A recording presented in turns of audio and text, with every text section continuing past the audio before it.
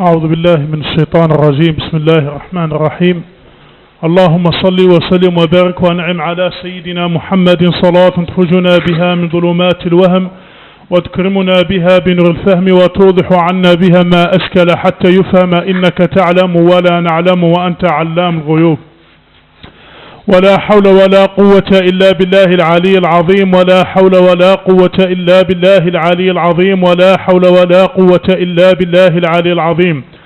أما بعد، معشر الصائمين والصائمات، أحييكم بتحية الإسلام، وتحية الإسلام هي السلام، فسلام الله عليكم جميعا. وبعد، يقول الحق سبحانه وتعالى في محكم التنزيل بعد أعوذ بالله من الشيطان الرجيم: وعباد الرحمن الذين يمشون على الأرض هونا وإذا خاطبهم الجاهلون قالوا سلاما والذين يبيتون لربهم سجدا وقياما والذين يقولون ربنا اصرف عنا عذاب جهنم إن عذابها كان غراما إنها ساءت مستقرا ومقاما والذين إذا أنفقوا لم يسرفوا ولم يقتروا وكان بين ذلك قواما والذين لا يدعون مع الله إلها آخر ولا يقتلون النفس التي حرم الله إلا بالحق ولا يزنون ومن يفعل ذلك يلقى أثاما يضاعف له العذاب يوم القيامة ويخلد فيه مهانا إلا من تاب وآمن وعمل عملا صالحا فأولئك يبدل الله سيئاتهم حسنات وكان الله غفورا رحيما. صدق الله العظيم وبلغ مولانا رسوله المصطفى الكريم، ونحن على ذلك من الشاهدين وبه مؤمنون ومصدقون. أقول وبالله تعالى وحده التوفيق.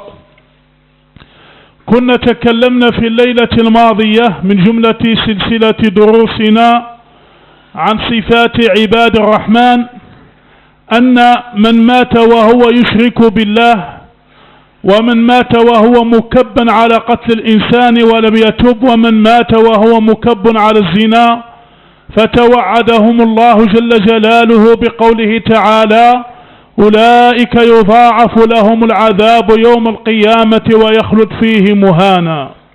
ثم قال تعالى: إلا من تاب وآمن وعمل عملا صالحا.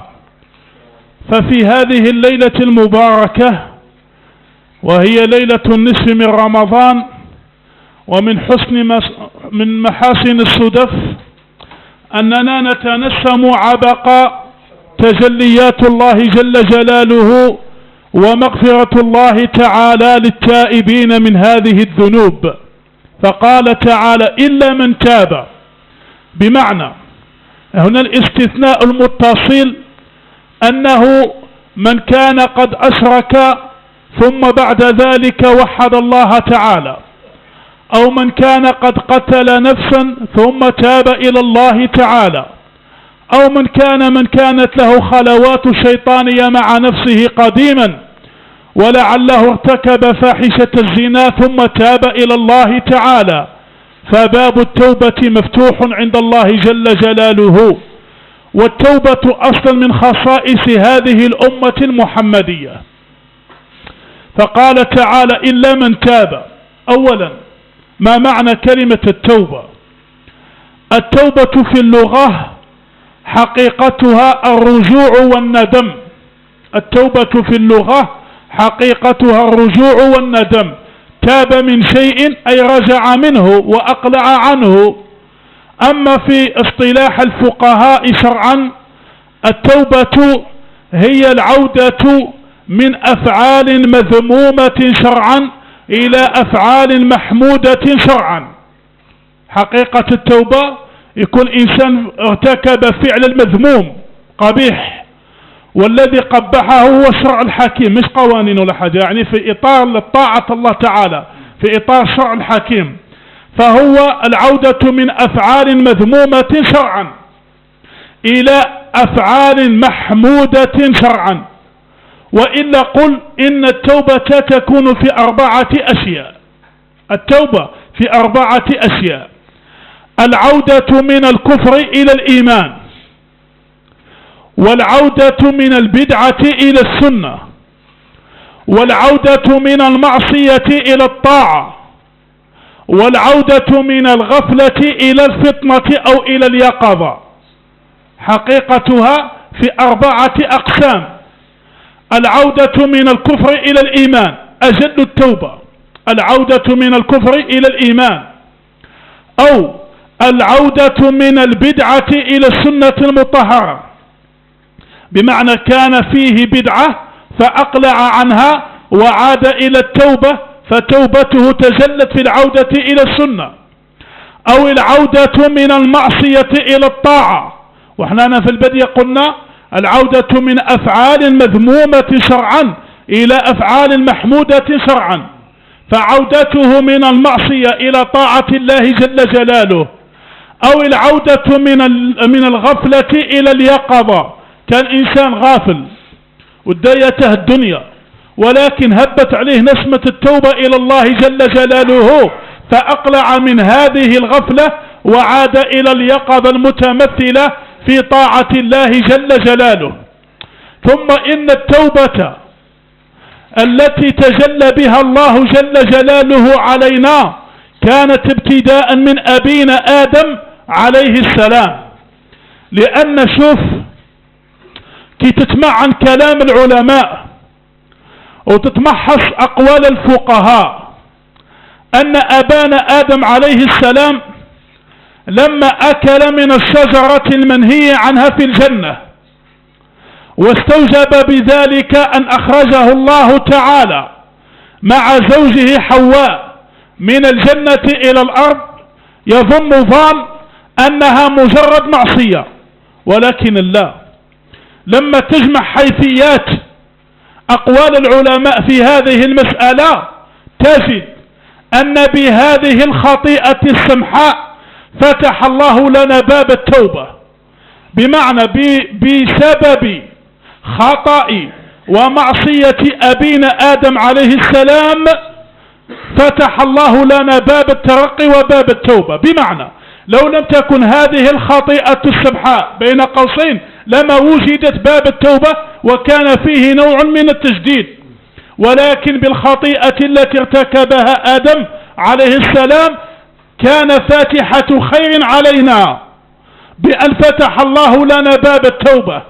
ولهذا كما قيل أن آدم عليه السلام لما أهبط إلى الأرض راح يشكو ويبكي إلى الله جل جلاله متضرعا إلى الله تعالى، ثم مدة التضرع إلى الله جل جلاله كانت مدة 100 سنة، وهو يتبتل إلى الله جل جلاله ويشكو ويبكي بين يدي الله تعالى، ثم تاب عليهم ليتوبوا إن الله هو التواب الرحيم، إنه هو التواب الرحيم.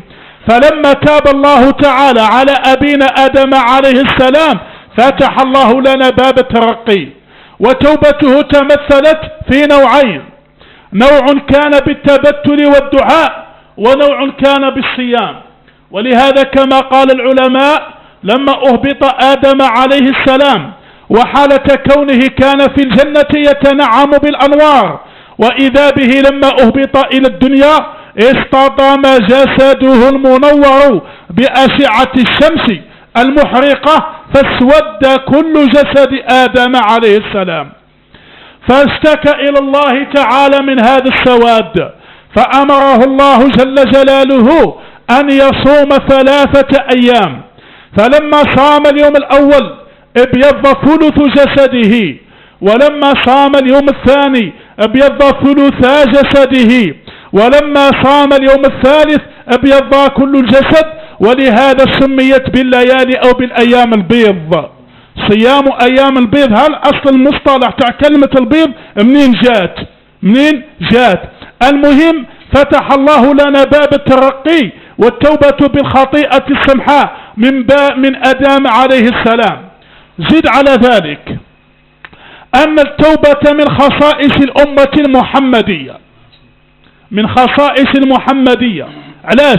لأن قديما وخصوصا على اليهود عليهم لعنة الله، فلما كان يريد أن يتوب اليهودي يقول الحق سبحانه وتعالى: فتوبوا إلى بارئكم فاقتلوا أنفسكم ذلكم خير لكم عند بارئكم فتاب عليكم إنه هو التواب الرحيم. اليهودي في الديانة السابقة قبل بعثة سيدنا محمد صلى الله عليه وسلم، صلوا على رسول الله. شوف سيدنا النبي فتح الله به الأنوار على كل العوالم، كل العوالم، ولهذا وما أرسلناك إلا رحمة للعالمين. ما قالش للعالم أو للإنس أو للجن، بل للعالم، كل العوالم المكونة للكون، فاتحة الخير عليها وواسطة الفضل لها سيدنا محمد صلى الله عليه وسلم، فجزاه الله عنا ما جاز نبي عن أمته. فاليهود في قديم في ديانتهم إذا تابوا فحتى تقبل التوبة لابد أن يقتل نفسه، فتوبوا إلى بارئكم بالكيفية كيف؟ فاقتلوا أنفسكم. ولكن شوفوا حنايا جاء باب التوبة للأمة المحمدية بالإقلاع ثم بالاستغفار ورد المظالم، يتوب الله تعالى علينا. زد على ذلك أن التوبة أمر مشروع ومحمود ومأمور به. ألم يقل الله جل جلاله وتوبوا إلى الله جميعا أيها المؤمنون لعلكم تفلحون. وتوبوا إلى الله فعل أمر، توبوا إلى الله جميعا. سيد الشيخ أيها الها هذه جت بالألف ولا بدون ألف؟ بدون ألف. كانت 3 آهات في القرآن العظيم تاع الرحمن وتاع الشعراء تاع هذه، كاينين 3 ما فيهمش هي أيها كي نكتبوها بالها والألف هذه، وكاينين 2 أخرين جات بدون ألف. علاش؟ شوف حتى الإعجاز، الرسم القرآني فيه إعجاز. دائما نقول لكم يا ودي أقرأ كلام ربي، أقرأ كلام ربي. يجوا داخلين الجامع وتقعدوا مجمعين اللقلق وتضيعوا الوقت عليه. كل واحد كي يدخل ويصلي تحية المسجد يقبض مصحف ويقرأ كلام الله جل جلاله. وتوبوا إلى الله جميعا أيها، جاءت الهاء بدون الألف. كاينين 3 بس في القرآن العظيم اللي ما فيهمش الألف، كل خير فيهم الألف من جملتهم هذه. وتوبوا إلى الله جميعا أيها المؤمنون لعلكم تفلحون. قالك جاءت هذه الهاء بدون الألف نوع اعتراض من الله جل جلاله. علاش؟ ياك عندنا حديث يشرح هذا الألف، وهو أن النبي صلى الله عليه وسلم في الحديث الطويل أن الملكان الموكلان بكتابة السيئات والحسنات إذا عمل العبد المسلم معصية سيئة وبادر الملك لكتابتها أمره الله تعالى أن يتريث ولا يتعجل. الله تعالى يأمر ذاك الملك ما يتعجلش في كتابة السيئات تاع المؤمن. يمهلنا الله جل جلاله 6 ساعات لعل الإنسان هذا المسلم يتوب إلى الله تعالى. إذا تاب كتبت حسنة ولم تكتب عنه سيئة. إذا تعدى مدة 6 ساعات عاد بس تكتب عليه سيئة واحدة. هاي وين الها؟ علاش جات الآلف هنا؟ الاعتراض هنا من الله تعالى على كتبة الملك مع أنه عبد مأمور. ولكن فاش ساعة رحمة ربي بأمة محمد. كانش الزياخة مع قد هذه والله قلشنا ربي فوق اللازم. احنا أمة سيدنا محمد أعطانا اللي ما يعطى حتى الأمم ولا للدنيا ولا لا الأمة، خاص أمة سيدنا محمد. وتوبوا إلى الله جميعا أيها المؤمنون. شوف خطاب أيها المؤمنون لعلكم تفلحون. وسيدنا النبي صلى الله عليه وسلم قال إني لأتوب إلى الله تعالى في كل يوم 70 مرة. سيدنا النبي يستغفر الله تعالى في اليوم 70 مرة، وفي لفظ حديث 100 مرة. السؤال هنا سيدنا النبي معصوم ولا مش معصوم؟ معصوم. توبته استغفاره من معصية؟ كلا. من واش؟ من ترقي إلى الله تعالى. وين ما زاد سيدنا النبي درجة إلى الله تعالى إلا ويستغفر الله من الدرجة الأولى التي كانت أدنى منها. فقالت له أمنا عائشة هون على نفسك إن الله قد غفر لك ما تقدم من ذنبك وما تأخر. قال لها أفلا أكون عبدا شكور. شوف شتان بين الطاعة والطاعة. إني لا أتوب إلى الله تعالى في اليوم 50 مرة، وفي حديث أستغفر الله تعالى في اليوم 100 مرة. من خصائص أمة سيدنا محمد هذه التوبة، هذه التوبة خصنا بها مولانا سبحانه وتعالى. نحن أمة سيدنا محمد صلى الله عليه وسلم. هنا شوفوا كل المعاصي سواء كانت بشرك، إن الله لا يغفر أن يشرك به ويغفر ما دون ذلك لمن يشاء. من كان أشرك بالله تعالى، شوف الآية وجهت إلا من تاب وآمن وعمل عملا صالح. هذه الآية يعني تحتوي الجميع. قوله تعالى إلا من تاب، المشرك إذا تاب، والقاتل إذا تاب، والزاني إذا تاب، يدخل كل في إلا من تاب. لكن وآمن يدخل فيها زوج، ما يدخلش فيها ثلاثة. يدخل فيها المشرك هاوين آمن إلى الله تعالى، ويدخل فيها الزاني، لأن عندنا نص حديث يقول فيه النبي صلى الله عليه وسلم لا يزني الزاني حين يزني وهو مؤمن، ولا يشرب الخمر حين يشربها وهو مؤمن. وكأن بالإيمان جلباب يلبس، إذا تلبس المسلم بمعصية الزنا يخلع عنه ذاك الجلباب في ذيك اللحظة، يخلع عنه جلباب الإيمان. وإن شرب الخمر يخلع عنه جلباب الإيمان. لما خلع عنه جلباب الإيمان، يعني أنا ما نطيقش نقولها ولا نكفر أحدا بالذنب، نحن أهل السنة والجماعة ما نتعجلوش في كلمة مشرك وكافر، ولا نكفر أحدا بالذنب، ما نقولهاش. لكن الإيحاء كملوا بعقولكم. لا يزني الزاني حين يزني وهو مؤمن. إنسان شوفوا، وصيكم واحد الوصية أخوية، عمركم ما تروضوا الألسن بتاعكم على اللثم وعلى الحكم والعجلة في الألفاظ. عمركم ما تعلمش لسانك أنه يتلفظ الألفاظ البذيئة، فلان مشرك، فلان كافر، ويوالفها لسانك عندك، لأنها معصية. شوف هنا لا يزني الزاني حين يزني وهو مؤمن، ولا يشرب الخمر حين يشربها وهو مؤمن، بمعنى تلبس بمعصية خلاف. لكن هو من بعد لما أقلع عن هذه المعصية الزنا ولا تاب من معصية الخمر، يدخل في طائلة قول الله تعالى إلا من تاب وآمن. شوف إلا من تاب تحوي 3 وآمن تحوي 2، قضية الزنا وقضية الإشراك بالله، ولا تحوي القتل، ولا تحوي القتل. وسنكملها إن شاء الله في الليلة القادمة. وصلى الله على سيدنا محمد وعلى آله وصحبه وسلم تسليما. سبحان ربك رب العزة عما يصفون، وسلام على المرسلين، والحمد لله رب.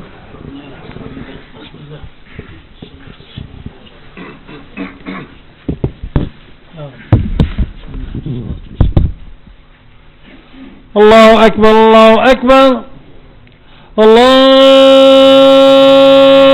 أكبر، الله أكبر.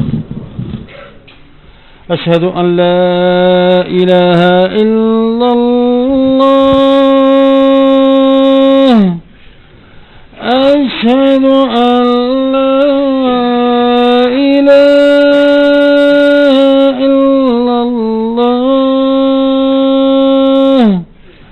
أشهد أن محمدا رسول الله، أشهد أن محمدا رسول الله. حي على الصلاة، حي على الصلاة، حي على الفلاح، حي على الفلاح. الله أكبر، الله أكبر. لا إله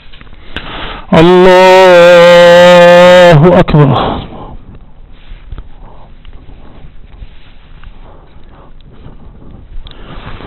الله أكبر.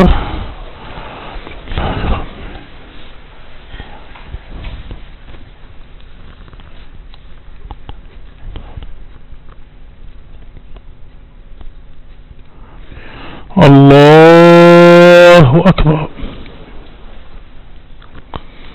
سمع الله لمن حمده. الله أكبر.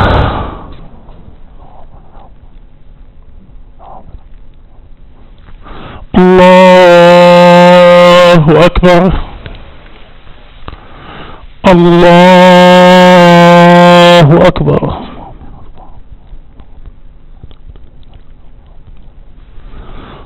الله أكبر.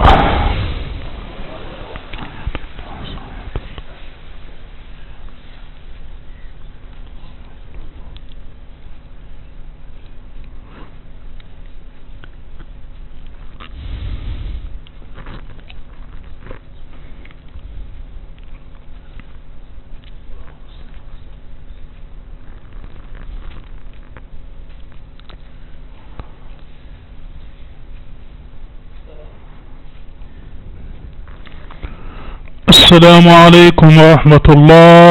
السلام عليكم ورحمة الله.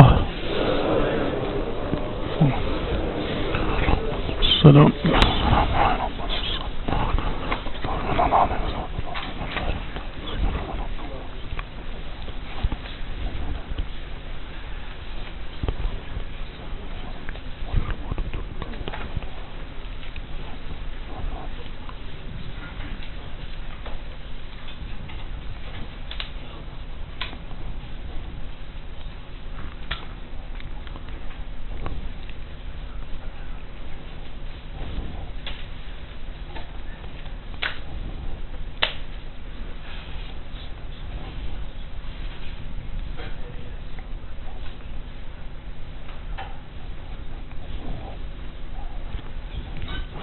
قال رسول الله صلى الله عليه وسلم: من قام رمضان إيمانا واحتسابا غفر له ما تقدم من ذنبه.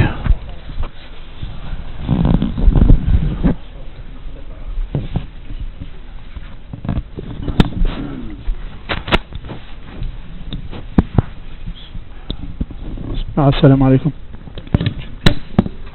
السلام عليكم إخوة الأخوات. شعرتكم.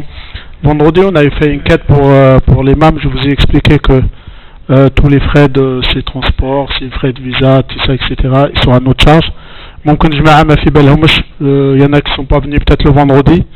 Donc, Inch'Allah, je laisserai la boîte, Sandour Tabarru'at, je la laisserai d'or pour les gens qui veulent nous aider, effectivement, qui déposent ça Sandour.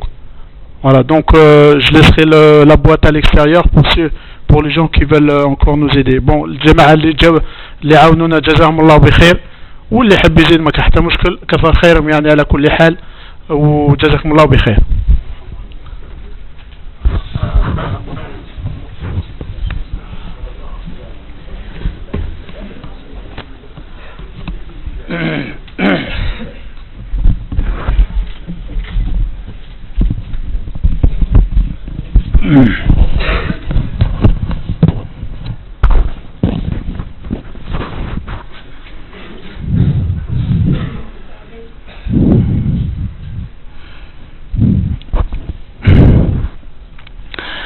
الله أكبر.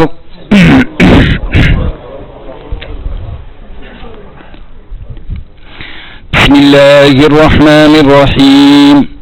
الحمد لله رب العالمين، الرحمن الرحيم، مالك يوم الدين، إياك نعبد وإياك نستعين، اهدنا الصراط المستقيم، صراط الذين أنعمت عليهم غير المغضوب عليهم ولا الضالين، آمين.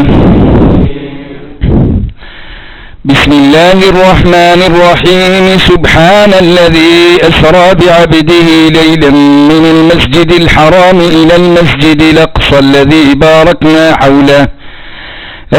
باركنا حوله لنريه من آياتنا إنه هو السميع البصير وآتينا موسى الكتاب وجعلناه هدى لبني إسرائيل ألا تتخذوا من دوني وكيلا ذرية من حملنا مع نوح إنه كان عبدا شكورا وقضينا إلى بني إسرائيل في الكتاب لتفسدن في الأرض مرتين ولتعلن علوا كبيرا فإذا جاء وعد أولاهما بعثنا عليكم عبادا لنا أولي بأس شديد فجاسوا خلال الديار وكان وعدا مفعولا ثم رددنا لكم الكرة عليهم وأمددناكم بأموال وبنين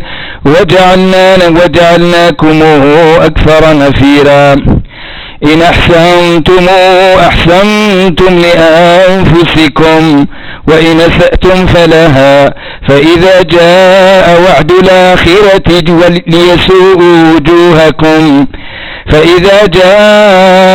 الآخرة ليسوءوا وجوهكم وليدخلوا المسجد كما دخلوه أول مرة وليتبروا ما علوا تتبيرا عسى ربكم أن يرحمكم وإن عدتم عدنا وجعلنا جهنم للكافرين حصيرا إن هذا القرآن يهدي للتي هي أقوم ويبشر المؤمنين الذين يعملون الصالحات أن لهم أجرا كبيرا وأن الذين لا يؤمنون بالآخرة أعتدنا لهم عذابا أليما ويدعو الإنسان بالشر دعاءه بالخير وكان الإنسان عجولا وجعلنا الليل والنهار آيتين فمحونا آية الليل وجعلنا آية النهار مبصرة لتبتغوا فضلا من ربكم ولتعلموا عدد السنين والحساب وكل شيء فصلناه تفصيلا وكل إنسان ألزمناه طائره في عنقه ونخرج له يوم القيامة كتابا يلقاه منشورا اقرأ كتابك كفى بنفسك اليوم عليك حسيبا من اهتدى فإنما يهتدي لنفسه ومن ضل فإنما يضل عليها ولا تزر وازرة وزر أخرى وما كنا معذبين حتى نبعث رسولا وإذا أردنا أن نهلك قرية أمرنا مترفيها ففسدوا